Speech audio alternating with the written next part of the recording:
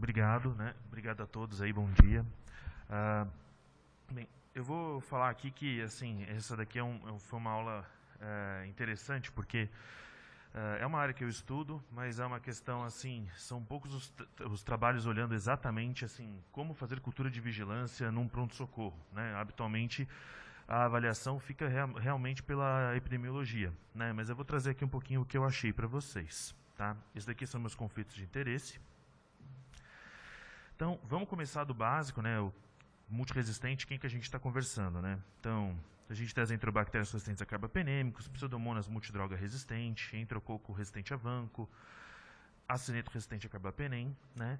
E eu vou focar um pouco mais a aula aqui mesmo nas enterobactérias resistentes a carbapenêmicos, que é a área que eu estudo aqui. Eu acho que eu vou trazer umas coisas mais interessantes para vocês, tá?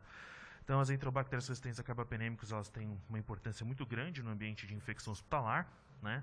As dados americanos aí mostram mais de 13 mil casos hospitalizados por ano, mais de 1.000 mortes ao ano, quase 130 milhões de gastos atribuídos às infecções por esse tipo de bactéria. É importante a gente pensar alguns conceitos, né, na transmissão de enterobactéria resistente a carbapenem, e na verdade porque é aplicável a todos os MDROs, né? E aí se a gente for pensar nisso, como que isso vai se aplicar ao pronto-socorro, né? Então, a partir do momento que um organismo multidroga resistente ele é introduzido, né, no ambiente de saúde, você pode ter a transmissão e a persistência dele, que vai ser determinado basicamente pela disponibilidade dos pacientes vulneráveis, uma pressão seletiva pelo uso de antibióticos, a pressão de colonização, que seria quantos pacientes estão colonizados ali, como que isso vai influenciar a colonização dos outros pacientes, e como que essa epidemiologia vai reagir às suas medidas de controle, né, de prevenção à transmissão. Então, quem são os pacientes mais vulneráveis? Né? São os pacientes com doenças graves, imunocomprometidos, pacientes com cirurgias recentes ou com dispositivos médicos invasivos. Se a gente for pensar tudo isso daqui que eu estou conversando, a gente não vai pensar nisso daqui num pronto-socorro comum. Mas se a gente for transpor para pronto-socorros de hospitais terciários, hospitais de referência, hospitais públicos, a gente vai ver que talvez a gente tenha lá um fenômeno que não era o que a gente sempre espera, né? A gente talvez lá tenha um fator de risco maior e é o que eu vou discutir aí para frente. Então, como que a gente formula uma vigilância para multi-R, né? Primeiro, qual o objetivo? O objetivo é que a gente faça estratégias e intervenções para prevenir as infecções e a transmissão, né? E com isso melhorar os resultados dos pacientes. O que seria um teste ideal para você fazer? Um teste o mais rápido possível, um teste que seja point of care, um teste de baixo custo e um teste que detecte tendências e novos mecanismos. Quando a gente vai pensar no pronto-socorro, né, o que seria um teste ideal e o que a gente tem, vocês vão ver que a gente vai ter algumas dificuldades de aplicação do que a gente tem para fazer vigilância. Então, começando um pouquinho aqui falando de CRE, né? Então, CRE, eu falei já um pouquinho de dados epidemiológicos, são bactérias gram-negativas, os principais agentes aí que a gente vai lembrar, Klebsiella pneumoniae, Escherichia coli, Enterobacter. Eles têm um grande potencial para resistência. Quando eu falo do CRE, eu estou falando basicamente das enterobactérias que produzem carbapenemases, né? E aí a de maior destaque é a KPC, mas a gente tem outras. E aí, que nem o próprio Luiz Felipe falou, né? A gente tem colonização intestinal sendo um fator muito importante. Por isso que é ali que a gente acaba rastreando elas, né? Então, a colonização intestinal, ela funciona como um reservatório para os agentes multidroga resistentes. Eles permitem a transmissão de resistência entre as bactérias que estão habitando o intestino do paciente e pode ser fonte de disseminação do caso das CREs e fazendo surtos hospitalares. Então, seria mais lógico que se você fosse rastrear, você procurasse esse sítio. Então, habitualmente, quando a gente vai rastrear a enterobactéria resistente a carbapenem, a gente procura por swab retal. Que nem eu disse, pensando nos riscos para transmissão, os pacientes de mais alto risco para colonização são os institucionalizados, as instituições de longa permanência, os pacientes que vêm de outros hospitais, pacientes com internações recentes. E o CDC e a Sociedade Europeia de Microbiologia recomenda que você faça uma triagem periódica nas unidades de alto risco. E aí ele classifica, por exemplo, as UTIs. E a ideia seria que você identificasse precocemente o paciente, você poderia colocar ele em isolamento e evitar que ele transmitisse para outros pacientes. Mas como é que a gente vai aplicar isso para um pronto-socorro, né? Como isolar um paciente num pronto-socorro? Né? Como que isso pode ser factível? Como que a gente consegue chegar nesse ponto, certo? Então aqui eu vou falar sobre alguns testes e depois eu vou mostrar uma experiência que a gente teve fazendo isso lá no Hospital das Clínicas. Então, o primeiro teste que a gente pode falar assim, o meu hospital já faz concentração inibitória mínima, né? Então eu vou usar isso para tentar detectar carbapenemase. A verdade é que as carbapenemases elas aumentam as concentrações inibitórias mínimas, mas nem sempre isso chega a um limiar de suscetibilidade, né? Então, quando a gente observa, né, até as comparações, a gente vai ver que o CLSI, mesmo usando pontos de corte mais baixos, eles ainda assim têm um erro e acabam, às vezes, classificando bactérias que têm carbapenemase como suscetíveis, né? Se a gente for transpor e pensar isso aqui em um BRCast, que colocou um ponto de corte até mais alto, a gente com certeza vai ter bactéria que acaba, na verdade, sendo classificada como suscetível, só que ela tem o mecanismo de resistência ali. E aí vem uma pergunta que ninguém sabe responder, que é, eu preciso correr atrás da resistência ou do mecanismo, né? Assim, acho que para tratamento, para tratamento já não tem essa resposta, para vigilância, muito menos. No meu entender, eu penso, isso aqui é opinião minha, acho que para vigilância seria importante que a gente fosse atrás do mecanismo, né? Depois a gente... Mas isso daqui acho que ainda é alvo de estudos, é uma pergunta não respondida. Então, concentração inibitória mínima não funciona. Quando eu falo concentração inibitória mínima, eu estou falando de teste com microdiluição mesmo. Se a gente for partir para os automatizados, a situação piora, né? A gente vê que, quando comparado os testes automatizados com microdiluição, a gente tem uma coisa que varia muito. Acurácias de 20% versus 93%, ou seja, uma falha bem importante. E quando vai comparar com o Vitek, por exemplo, que é um dos que a gente mais utiliza, o que a gente observa é que até 6% dos organismos produtores de KPC são suscetíveis quando utilizando uma concentração inibitória mínima aí de 8, né, no Vitek. Ou seja, você teria uma chance de erro aí razoável, né? O Vitek falharia em 6% da detecção. Isso você usando um MIC um pouquinho mais alto, né? Então, é uma situação um pouquinho complicada tentar basear o seu teste com os mecanismos automatizados. A gente precisa de outra alternativa. Uma outra alternativa que a gente teria seria tentar detectar a atividade de carbapenemase. Então, podemos falar do teste de Rod modificado, que é um teste que agora já não é mais tão utilizado, mas que ele... Deixa eu ver se está aqui. Tá. Basicamente, o que é feito aqui é que você vai ter uma placa, né, que você vai testar a bactéria. A bactéria, na verdade, de teste são as bactérias aqui das fitas, né? E você semearia aqui a placa inteira com uma bactéria que seja sensível, colocaria o disco de carbapenêmico e você observaria distorções do halo para você saber aonde que a carbapenemase, qual bactéria dessas produz carbapenemase, né? Ele é um teste de baixa especificidade e uma baixa sensibilidade, né? Ele pode ser positivo para ISBL e AMP-C e ele pode não detectar NDM e OXA, então acaba sendo um teste não tão bom para essa função. Outros testes, por exemplo, do ácido borônico, né, que ele também vai partir mais ou menos da mesma ideia.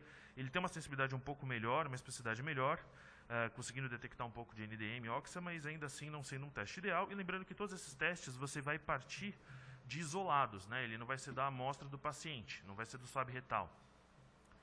Dessa forma, são testes que, para prática, no pronto-socorro, são testes que você tem uma dificuldade, porque você vai precisar pelo menos de 24, 48 horas de um isolamento preventivo, se você fosse fazer isso como rastreio e isolamento, né? Você precisaria de pelo menos isso aí para você poder ter uma resposta, que na maior parte dos pronto-socorros é algo que não é factível.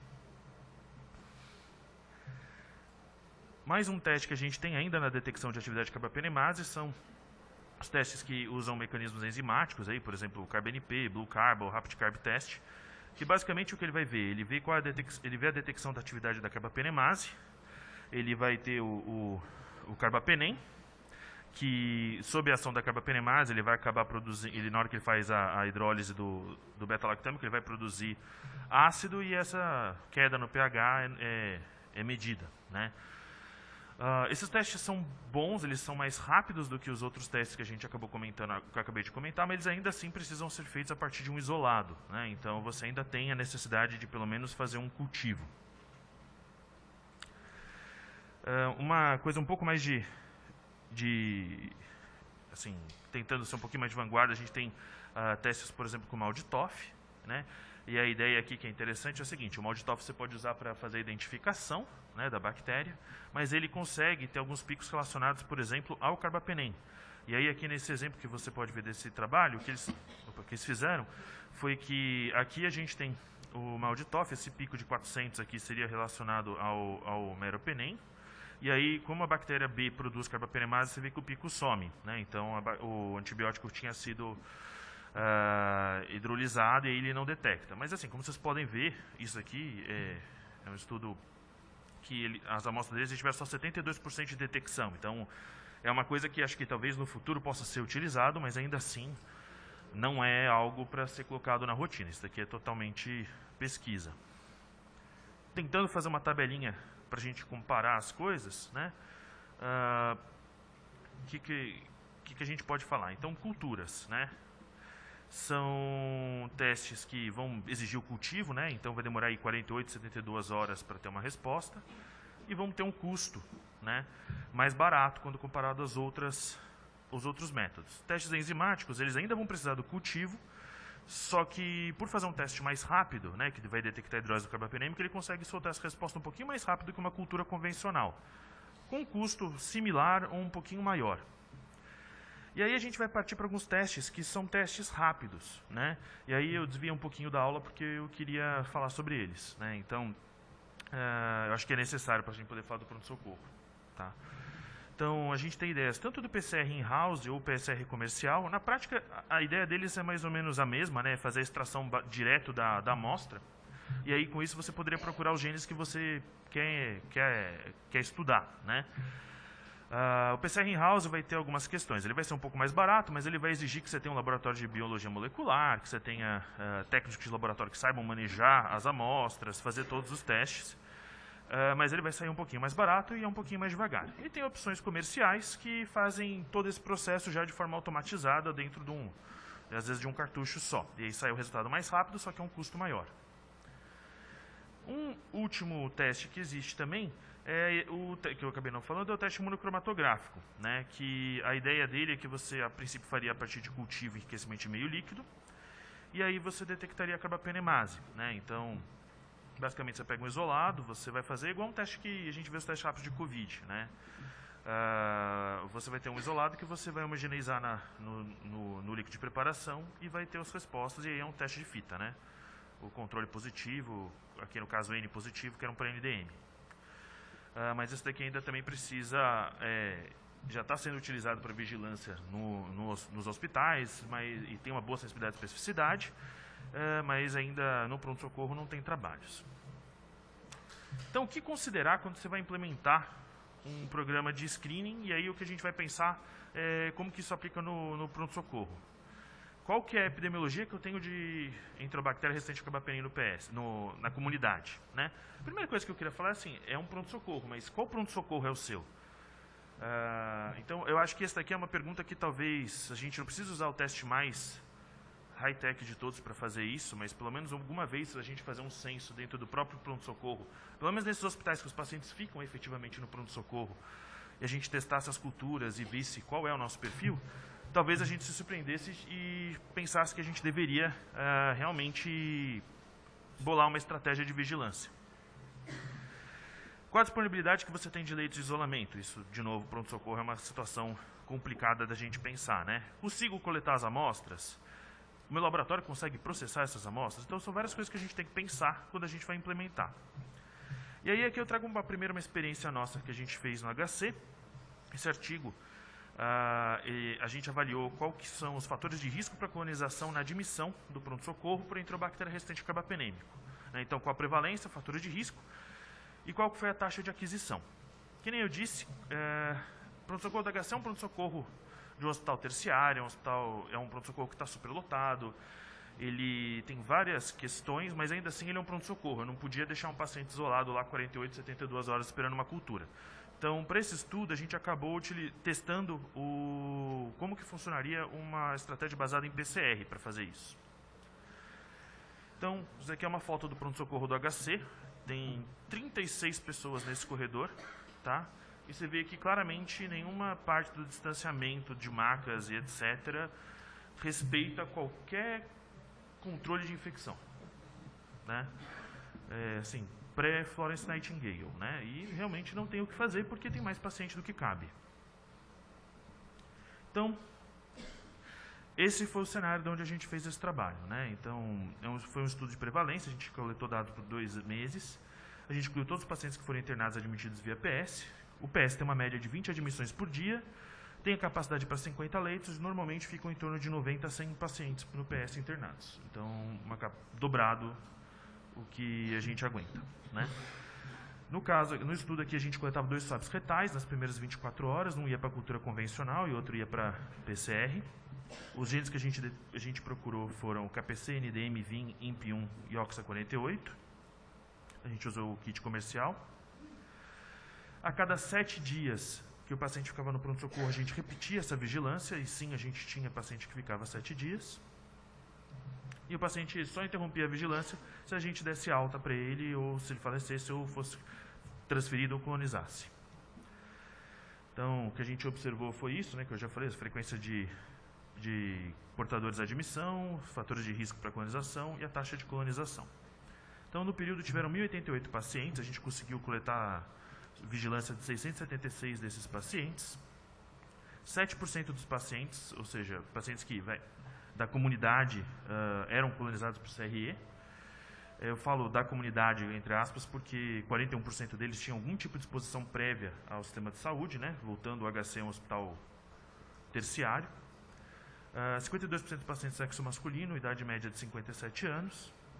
E o que a gente tinha dos testes aqui, para dar aquela prevalência, foi... tivemos 38 pacientes que tiveram cultura positiva, desses 28 PCR positivo e 10 PCR negativo. E tivemos 36 PCRs positivos, com 8 deles com cultura negativa. O que isso daqui reflete, né? Bem, nenhum teste é ideal, todos eles vão ter alguma falha. Mas, de forma geral, são testes que conseguem ter uma boa correlação. O que eram os testes com cultura positiva e PCR negativa? A gente foi procurar e tinha outros mecanismos envolvidos, né? Então, era bomba de fluxo, alteração de purina e etc. O que eram os pacientes com PCR positivo e cultura negativa? Eram pacientes que provavelmente o MIC deles devia ser mais baixo e acabou que o carbapenêmico inibia o crescimento na cultura. 302 pacientes ficaram no pronto-socorro mais do que uma semana. Desses a gente fez o segmento de 50 e 18% se colonizaram. Então agora você fica pensando no teu hospital, que você tem um hospital terciário, e aí o paciente fica no pronto-socorro uma semana e ele sobe para a UTI e você acha que ele é da comunidade. Não, ele tem 18% de chance de estar colonizado. Esse que é o nosso cenário. Os fatores de risco para a colonização à admissão foram exposição a serviço de saúde prévio, hepatopatia e uso de antibióticos no último mês. A gente viu essa situação e tentou fazer uma intervenção. Então, esse daqui é um nosso trabalho que a gente ainda não publicou. Ele foi publicado no Equimid, mas a gente ainda não publicou em artigo. A gente fez uma segunda etapa, com 846 pacientes admitidos via PS. A gente fez uma estrutura mais ou menos parecida na questão de coleta de amostras, com a diferença que a gente fez 2 fases. Uma fase similar a essa primeira, que foi um baseline, onde a gente coletou na admissão e viu a taxa de aquisição sem intervenção. E numa segunda fase que a gente fez um rastreamento e isolamento dos pacientes do pronto-socorro enquanto eles aguardavam os exames. Esse negativo ele era liberado de isolamento, esse positivo ele seria mantido em isolamento. Então, o que ocorreu? A mediana de permanência do PS foi de 4 dias, né, na fase 1 e de 1 dia na fase 2. Uma mortalidade de 9% do pronto-socorro, já mostrando uma gravidade, né, se a gente for pensar num pronto-socorro. E nós tivemos 20 amostras positivas de 19 pacientes, né, 17 para KPC, 3 para NDM e 1 para OXA48. A gente não tinha NDM antes, tá? Isso daqui foi uma coisa que a gente começou a perceber que começou a vir, né? E aí a gente teve 35 pacientes só que ficaram mais tempo, né? Aí eu vou dar um meia-culpa. Aconteceu a Covid no meio desse processo, então a segunda fase, ela foi toda com o pronto-socorro desenhado para Covid, onde em teoria a gente teria isolamento.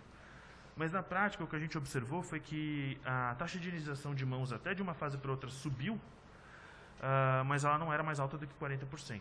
Então, o que a gente observou no final das contas foi que, mesmo fazendo a vigilância, a gente não conseguiu impedir que os pacientes chegassem nas UTIs colonizados. Tá? Eles teve um aumento na taxa de colonização na admissão das UTIs. Então, o que eu queria concluir para vocês e acho que assim deixar algumas questões aí para a gente discutir. Existem bactérias MDR no PS. Acho que todo hospital deveria conhecer o perfil do seu PS e talvez fazer um estudo de uma prevalência de algum momento. Acho que fosse algo interessante. Eu acho que para fazer a elaboração do perfil a gente não precisa gastar tanto. Dá para a gente fazer isso com cultura. Eu acho que isso já é suficiente. Agora, se a gente for fazer alguma intervenção, a gente precisa de teste rápido. Não acho que não dá para fazer com teste baseado em cultura. E, sinceramente, aí a experiência nossa é fazer vigilância e isolamento, mas não resolver questões como giro de leito, questões estruturais, proximidade de leito, adequação à higiene de mãos, a gente não vai conseguir resolver o problema. Acho que é isso. Obrigado.